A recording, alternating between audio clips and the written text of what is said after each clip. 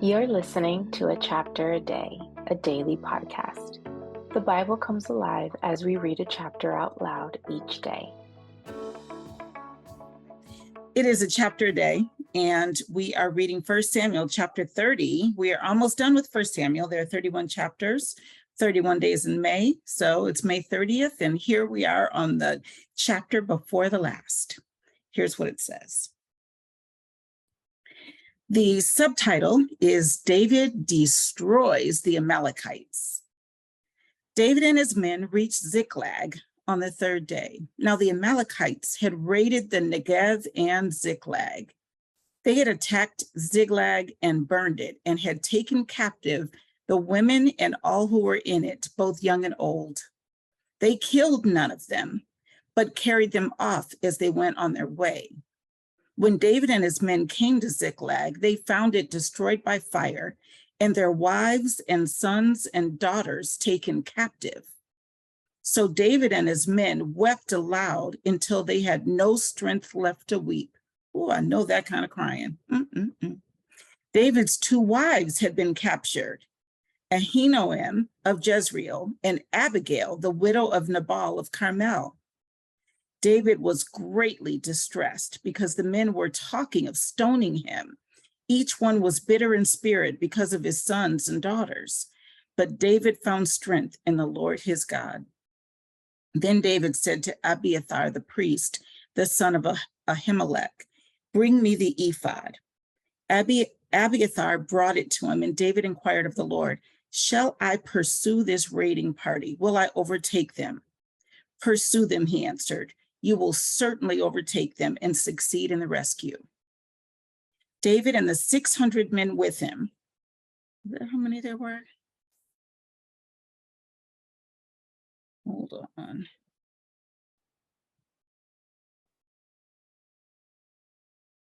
Okay, I guess it was 600. For some reason, I thought there were 300, but it's 600 now, so that's all that matters.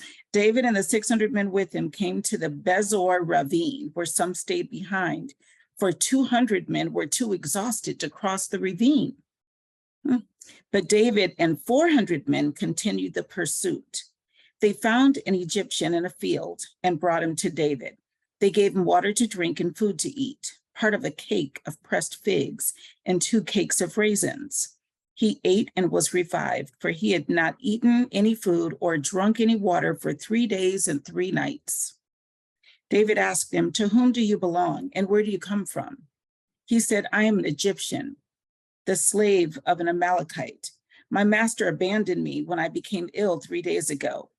We raided the Negev of the Kerethites and the territory belonging to Judah and the Negev of Caleb, and we burned Ziklag." David asked him, "Can you lead me down to this raiding party?" He answered, "Swear to me before God that you will not kill me or hand me over to my master, and I will take you down to them." He led David down, and there they were, scattered over the countryside, eating, drinking, and reveling because of the great amount of plunder they had taken from the land of the Philistines and from Judah. David fought them from dusk until the evening of the next day. And none of them got away, except 400 young men who rode off on camels and fled. David recovered everything the Amalekites had taken, including his 2 wives. Nothing was missing, young or old, boy or girl, plunder or anything else they had taken. David brought everything back. He took all the flocks and herds, and his men drove them ahead of the other livestock, saying, "This is David's plunder." Then David came to the 200 men who had been too exhausted to follow him and who were left behind at the Bezor ravine. They came out to meet David and the people with him. As David and his men approached, he greeted them. But all the evil men and troublemakers among David's followers said, "Because they did not go out with us, we will not share with them the plunder we recovered.